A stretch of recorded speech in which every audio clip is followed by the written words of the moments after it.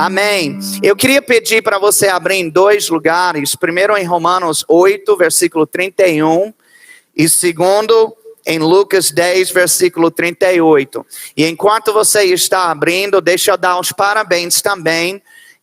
Nos 3 cultos no domingo, né? Eu soube que a partir de janeiro começou a estrear essa novidade, um culto de manhã, um culto de tarde, um culto de noite. E eu também lembrei de Aracaju nessa fase, quando nós passamos pela mesma coisa. Quando a gente chegou nesse estágio, Deus continuou crescendo e a gente foi para mais um culto. E foram 4 cultos no domingo à noite. Quem está pronto para 4 cultos? Mal entrou nos 3, eu já estou falando nos 4. Mas Deus é assim. Deus não se estica, amém? Sabe o que veio depois do 4º culto no domingo? Um prédio novo! Aleluia! Eita! Eu digo para você que coisa grande está vindo para essa igreja. Você está em Romanos 8, versículo 31. Os aracajuanos encontraram Romanos 8, 31. A Bíblia diz assim: que diremos, pois, à vista destas coisas? Se Deus é por nós, quem será contra nós? Todo mundo diga: se Deus é por nós. Agora deixa eu começar dizendo o seguinte: uma das táticas do diabo para tentar atrapalhar nossa vida espiritual é justamente tentar nos convencer que Deus não é por nós. Sabe, ou nós poderíamos dizer assim, que Deus não se importa tanto conosco. E sabe, quando Paulo usou essa frase aqui em Romanos 8, 31, ele não estava em dúvida se Deus era por ele ou não. Ao contrário, ele usou a frase no sentido afirmativo, mostrando que Deus de fato é por nós. Mas infelizmente nem todo mundo pensa assim. Às vezes, pessoas se veem como vítimas, pessoas se veem como coitados, pessoas fazem festas de alta piedade e pensam que ninguém me ama. Ninguém está por aí vendo a minha necessidade, ninguém liga, ninguém se importa.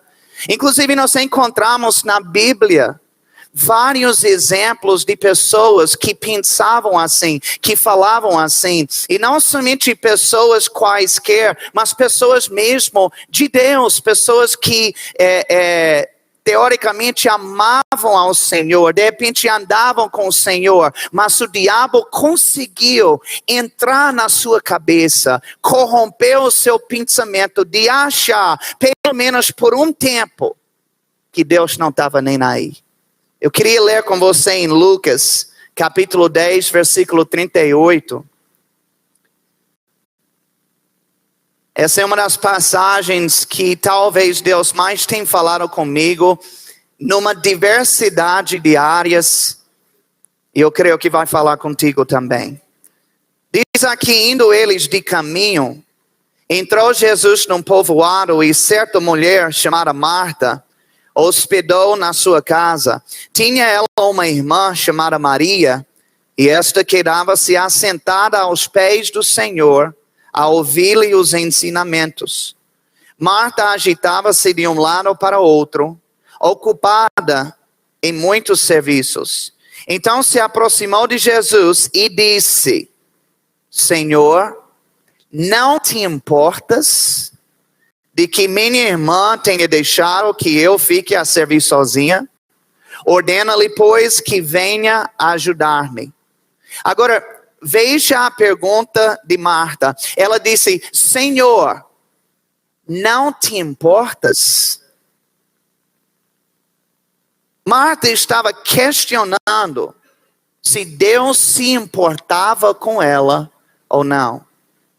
E quando você estuda um pouco a história de Jesus e essa família, porque você aprende que Maria e Marta eram irmãs, e Lázaro, aquele que Jesus amava e que ele chorou no seu velório, né?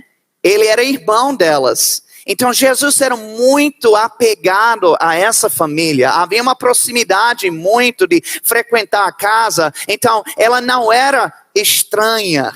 Ela não era uma pessoa com pouca intimidade, não. Mas aqui, essa mulher tão próxima pergunta a Jesus: o Senhor não se importa comigo, não?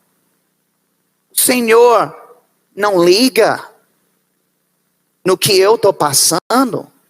Não está enxergando?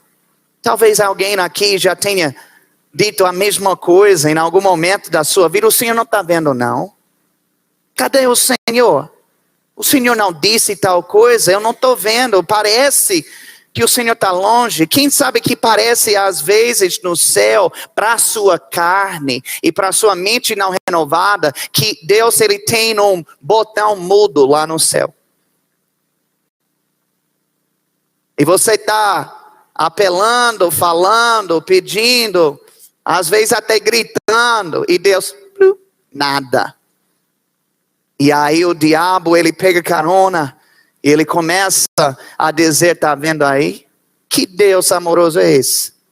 Você está lá, numa situação dessa, afoita, numa grande dificuldade, sofrendo, cadê Deus? Cadê aquele que disse que queria ser assim, no assado? Aí depois vem os servos do diabo. E ele vai usando em vários pontos. Olha, mas comigo é a mesma coisa. E aí vai contando histórias de miséria. Para tentar fazer você se afastar da fé e daquilo que você aprendeu desde novo convertido, de que nosso Deus é um Pai amoroso, que cuida de nós. Marta, ela questionava se Deus se importava com ela ou não.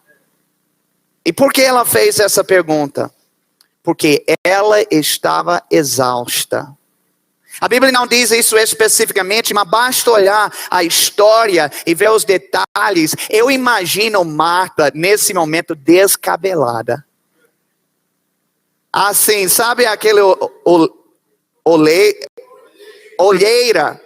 Ela estava com olheira assim, arrumando a casa, ajeitando a cozinha, preparando as comidas, e aparentemente ela fez tudo isso sozinha. Sabe que tem pessoas que servem a Deus, que é algo bom, mas de maneira errada? Tem gente que serve a Deus para se amostrar. Sabia disso?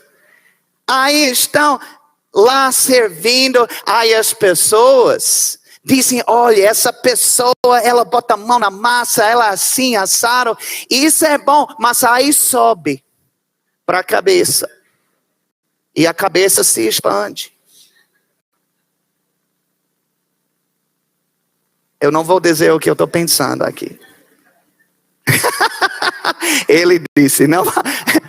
Aí o que acontece? E a pessoa, ela quer...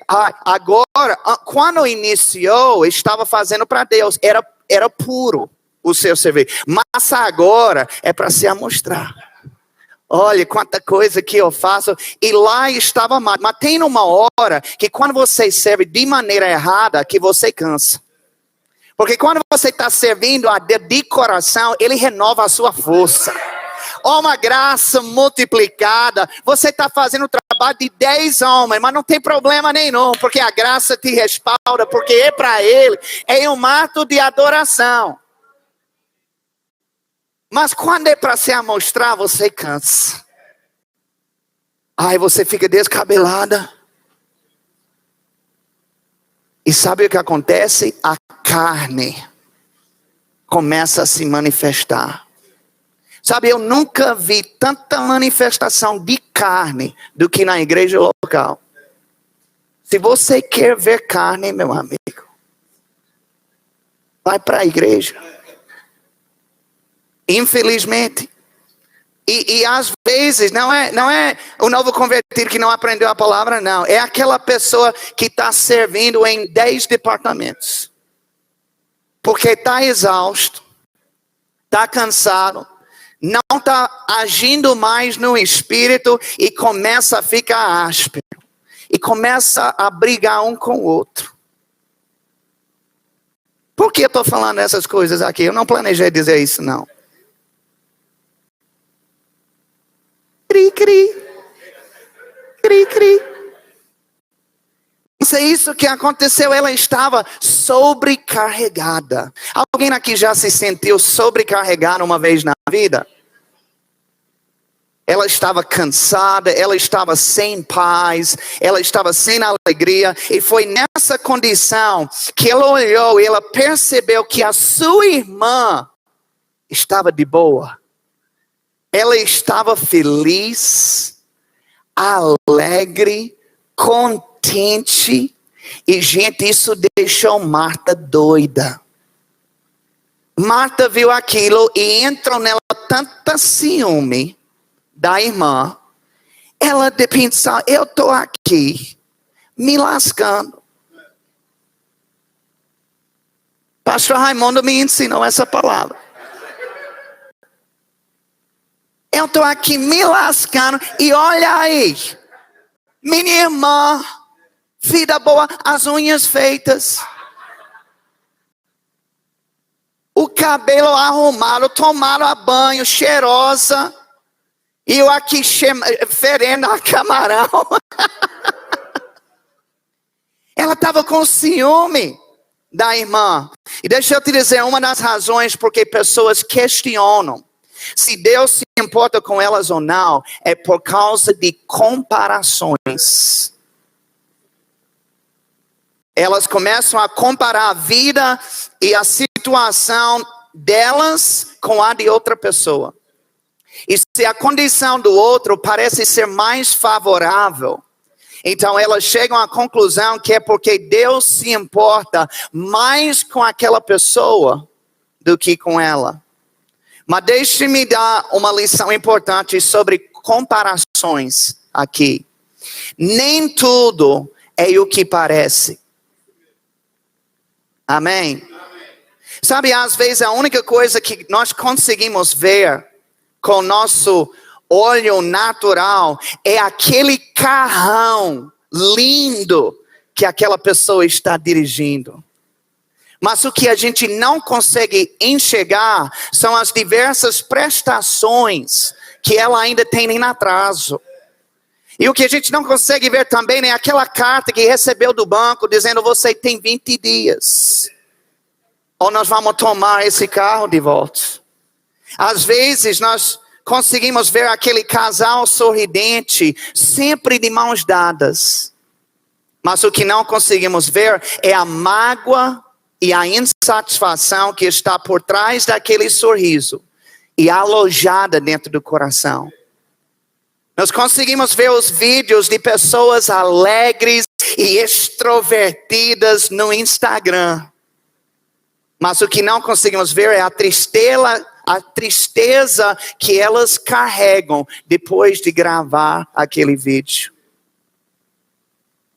Ou seja, às vezes as aparências se enganam. E você está achando que Deus é injusto com você, porque olha aquele carro, olha aquela roupa de marca, olha a situação de fulano e ciclano, e você nem sabe que a condição dela está muito pior do que a sua. É por isso que jamais podemos medir o amor e o cuidado de Deus para conosco baseado naquilo que vemos ou não na vida de outra pessoa. Amém?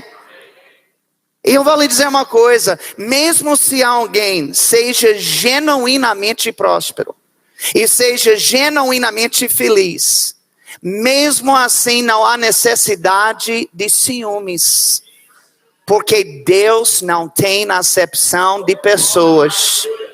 Isso significa que o que Ele faz por um, Ele fará por todos, se eles creem nele por isso.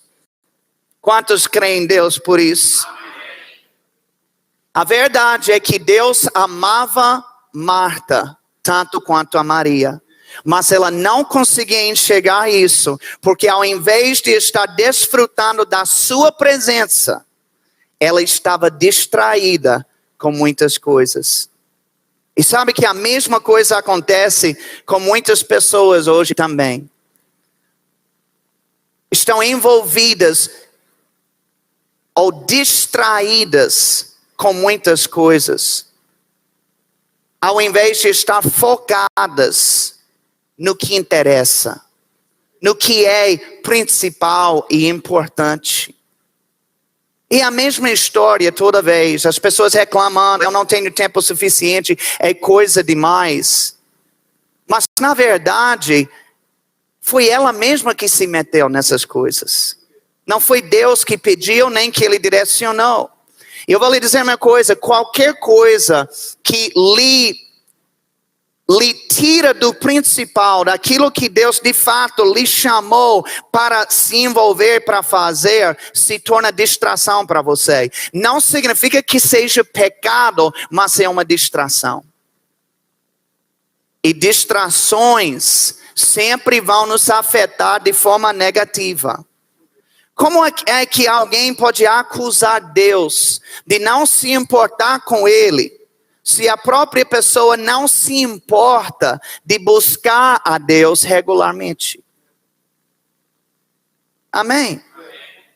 Você pode ver uma característica que se multiplica, que você encontra em todos. Quando as pessoas começam a pensar dessa maneira, Deus está longe, Deus está distante, Deus não se interessa comigo, Deus não está me vendo, eu estou aqui só, ninguém me ama. Você pode escrever, registrar que essa pessoa não está na presença de Deus com frequência.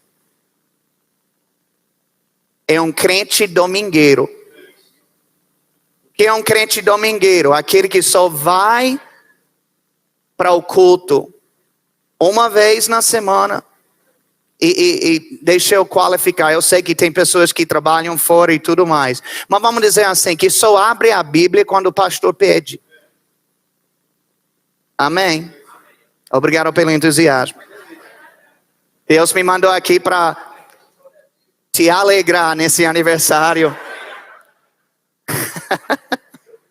Abra comigo em Marcos capítulo 4.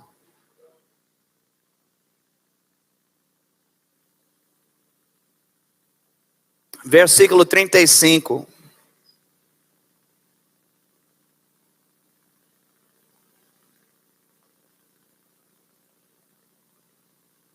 Marcos capítulo 4, versículo 35. Naquele dia, sendo já tarde, disse-lhe Jesus: passemos para outra margem. E eles, despedindo a multidão, levaram assim como estava no barco.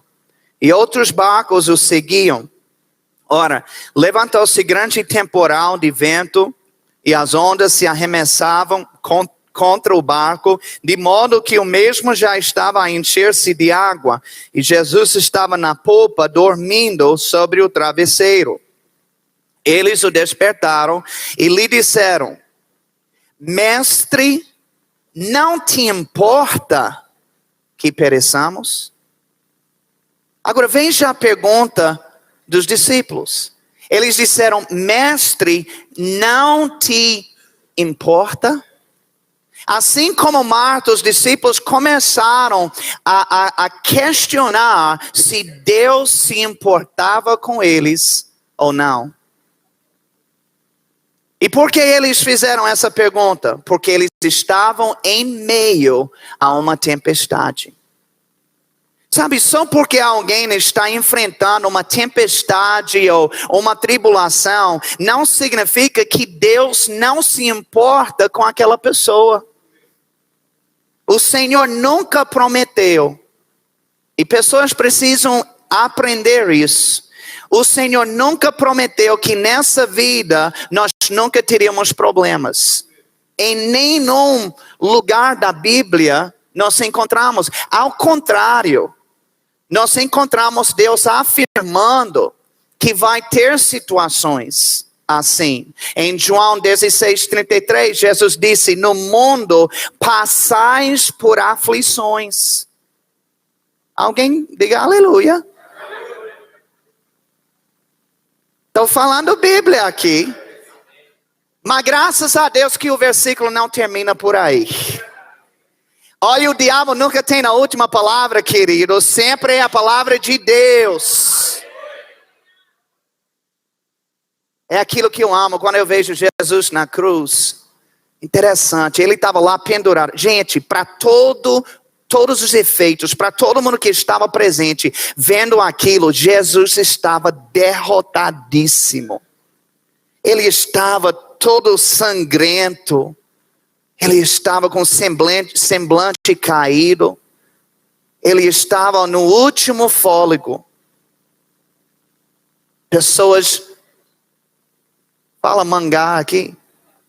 Pessoas estavam mangando. Pessoas cuspindo.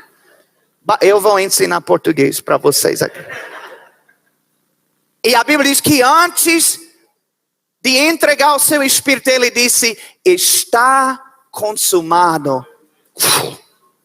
E ele morreu. Deixa eu te dizer uma coisa. Jesus passou por tudo aquilo. Parecia que estava derrotado, mas ele disse: a última palavra é minha. E antes de eu partir, eu vou declarar aquilo que diz Deus. Amém? Então, conosco é a mesma coisa. Então, ele disse: no mundo passais por aflições, mas tende bom ânimo. Isso é coisa do crente, irmão. Passar por aflição e ter bom ânimo, só o crente consegue fazer isso. Porque nós temos um Deus que nos respalda, que nos fortalece, que nos levanta, que abre portas.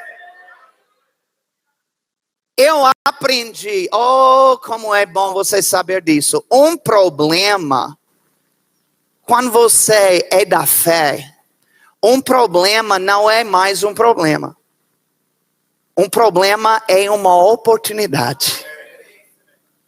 Uma oportunidade para ver Deus agindo no seu favor. Sabe que uma vida sem problemas ficaria sem graça. Você sabia disso? A Bíblia nos chama vencedores. Como é que pode existir um vencedor se não tem nada para vencer? Sabe que Deus às vezes permite coisas só para que você saia parecendo um campeão, que nem Davi quando enfrentou Golias? Olha como Davi pensava. Todo mundo via Golias como um monstro. Davi via Golias como uma oportunidade. Quando ele olhava para Golias, ele viu isenção de imposto.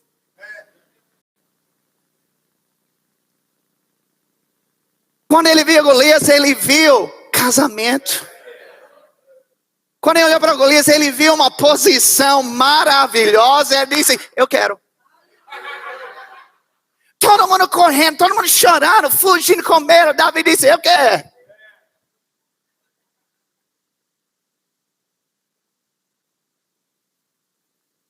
Aleluia.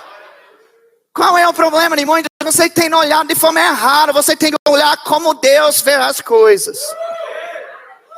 Tem muita gente que está olhando para o problema de baixo para cima. E parece enorme. A Bíblia diz: aqueles que esperam no Senhor, elas subirão como águias. E quando você está lá em cima, nas regiões celestiais, você está olhando agora de cima para baixo. E aquilo que parecia tão grande, agora parece uma formiguinha. Sabe por que a Bíblia diz que Deus zomba dos seus inimigos? Porque para ele, da visão dele, tem aquele bicho falando: eu vou te matar. Eu vou acabar com você. Para Deus é piada. Mas que ridículo. A Bíblia diz que ele expulsa o demônio com o seu dedo. Sabe o que é isso? Isso significa que o demônio está aqui e Deus faz assim. Acabou! Acabou! Seu Deus é grande, irmão. Aleluia. Mas ele disse em Salmos 34, 19: muitas são as aflições do justo. Estou querendo te animar aqui, gente. Ele nem disse poucas. Ele disse muitas. Mas veja o que vem depois. Mas o Senhor de todas o livra. Eu aprendi a amar essa palavra mas. Quando você vê a palavra mas na Bíblia, você pode ficar alegre. Eu não sei bem como eu não decorei esse versículo, mas em 2 Coríntios, Paulo estava falando, olha, nós estamos perplexos, mas não alguma coisa. Não abandonados, não desesperados. Aí ele vai falando, mas isso, deixa eu dizer uma coisa. Eu sei que você pode estar passando por um aperto hoje mesmo, mas tem um Deus, aleluia, que é grande e que se importa com a sua vida e está prestes a transformar seu problema, o seu teste, num testemunho. Você sabe, quanto maior o problema, mais glorioso que fica o testemunho depois. Se fosse um probleminho, aí você iria dar o testemunho e você, que legal. Mas quando é um problemão, e Deus chega junto, aí não tem ninguém que fica sentado, não. É alegria por tudo que é lado. Estimula os outros. Aleluia. Isaías 43, 2 diz, quando passares pelas águas, eu serei contigo. Quando pelos rios, eles não te submergirão. Quando passares pelo fogo, não te queimarás, nem a chama arderá em ti. Veja que Deus não disse se passares, mas Ele disse quando passares. Diga para seu vizinho, quando passares. Ou seja, o Senhor, Ele já nos avisou que essas situações problemáticas viriam nesta vida, mas junto com esses avisos, Ele também nos prometeu livramento em cada uma delas. Deixa eu te dizer uma coisa, essa situação que você está passando, você vai sair. Aleluia. Como é que o salmista disse, embora eu passe pelo vale da sombra da morte, é uma passagem. Amém? Você vai passar, mas vai chegar no outro lado.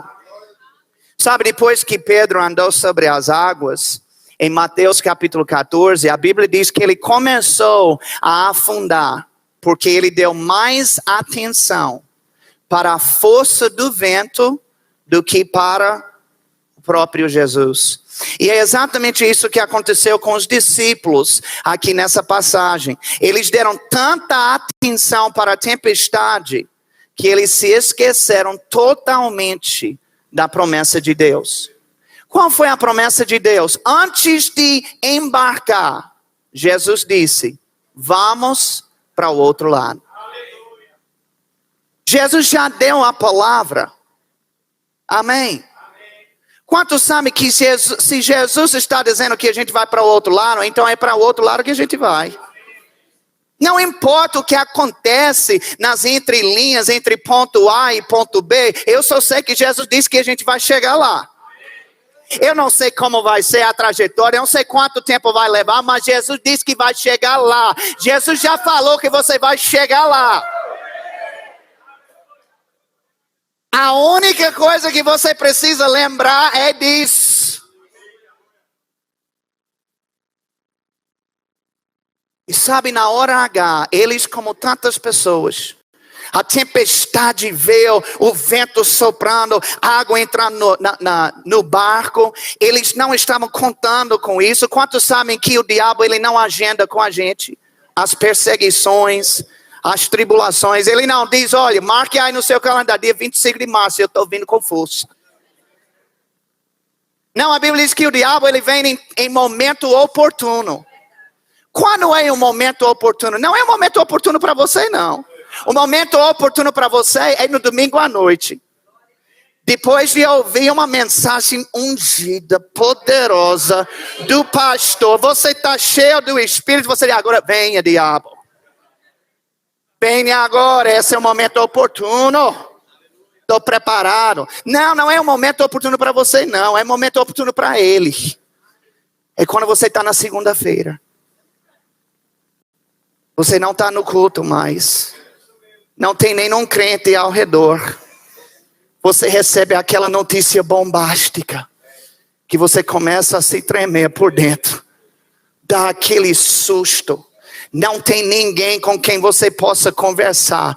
É aquela hora quando a sua alma sente meio abalada. E você está se sentindo um pouco fraco. Talvez não tão digno espiritualmente naquele dia. E quando você está naquele momento que o diabo sabe. Aí sim. Ele vem. É um momento oportuno para ele. Amém? E eu sei que quando essa tempestade veio, eles esqueceram de tudo.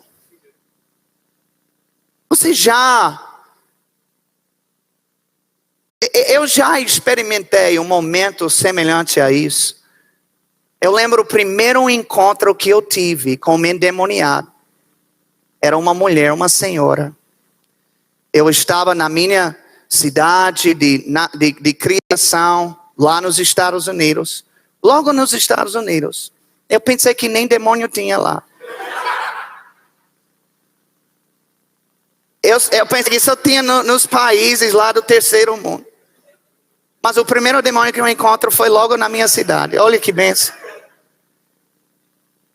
Aí eu parei o carro numa biblioteca. E Deus falou comigo. Eu vi uma senhora lá no terraço. Ele disse, vai falar com ela sobre mim. Eu ouvi nitidamente do Senhor. Eu disse, tá bom, eu vou falar. Aí na minha cabeça, eu vou falar o plano de salvação. Essa mulher vai entender, vai aceitar Jesus. Para minha surpresa, eu chego lá, eu começo a falar, cumprimentei, fui educado. De repente, a mulher fala comigo assim, você não sabe quem eu sou?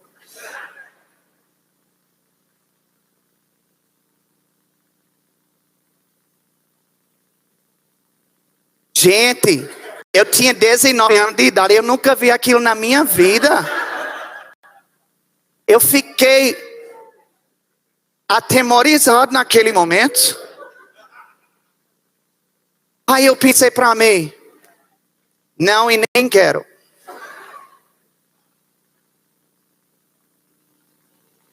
Aí ela não parou por aí. Depois ela disse, eu sou a mulher eleita.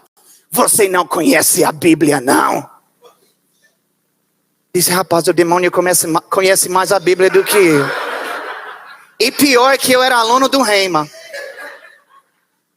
Eu estava entre o primeiro e o segundo ano do Rhema, nas férias, lá na minha casa. E eu tinha aprendido sobre a autoridade do crente. Eu aprendi que em Cristo, quem manda somos nós. Eu aprendi que o diabo está debaixo dos meus pés. Eu aprendi que eu tenho autoridade no nome de Jesus. E eles têm que obedecer. E eu gritava com alegria igual a vocês. Mas quando eu encontrei aquele demônio. Gente, deu um branco.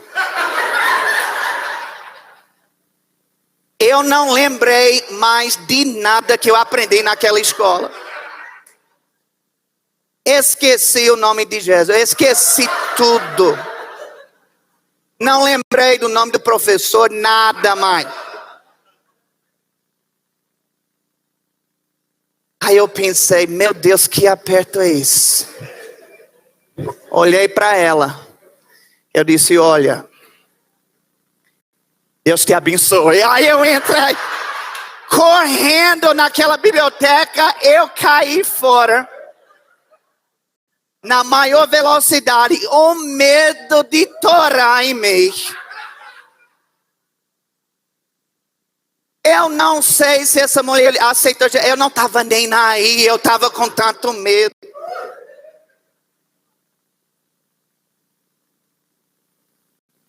E foi nesse dia que eu entendi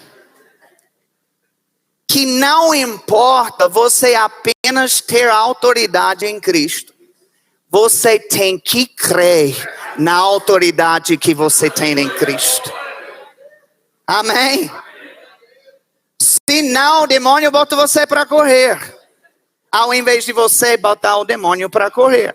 E por que eu estou contando isso? Porque semelhantemente os discípulos, quando aquela tempestade veio, quando aquele problema, esqueceram de tudo. Deu um branco. Não lembraram mais de nada que Jesus falou. Não lembravam que ele disse, não vamos chegar no outro lado. A promessa de Deus para ele naquela hora nem existia mais. E sabe o que acontece com muita gente hoje? É justamente isso. Quando a dificuldade vem, ela consome a pessoa de tal maneira, ela dorme pensando no problema, ela acorda pensando no problema, ela come pensando no problema. Se você conversar com ela, o conteúdo do diálogo é o problema. É problema para lá, é problema para cá. Consome a pessoa de tal maneira que ela não lembra mais das promessas de Deus. Deixa eu dizer uma coisa, aqui nesse lugar, você vai aprender as muitas promessas de Deus por sua vida. Mas é quando você está lá, fora desse ambiente, que você tem que lembrar de cada uma delas. Só assim que elas vão ter algum resultado na sua vida. Se existe um momento quando precisamos lembrar das promessas de Deus, é no meio de uma tempestade. Sabia disso? Quando está tudo bom, quando está tudo tranquilo, a gente precisa, entenda, lembrar das promessas de Deus em todo momento. Mas o momento mais importante é quando você está em meio a uma tempestade. Sabe por quê?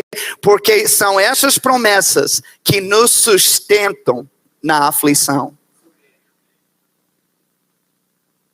Eu estou dizendo, você vai estar envolvido em situações na sua vida que a única coisa que você tem do mundo é uma promessa de Deus. É a única coisa. Mais nada. E é aquela promessa que vai te sustentar. Salmo 119, versículo 116 diz assim: sustenta-me segundo a tua promessa, e eu viverei. Aleluia. Mas sabe que não foi só da promessa de Deus que os discípulos se esqueceram. Eles também se esqueceram de um detalhe óbvio e bem importante. Eles se esqueceram que Jesus estava no mesmo barco que eles. Amém. Ou seja, aquela água que estava entrando, aquele vento que estava soprando, Jesus estava lá no barco, só que ele estava dormindo. Amém. Ele estava dando exemplo para todos nós. O que é que você deve estar fazendo na tempestade? Descansando.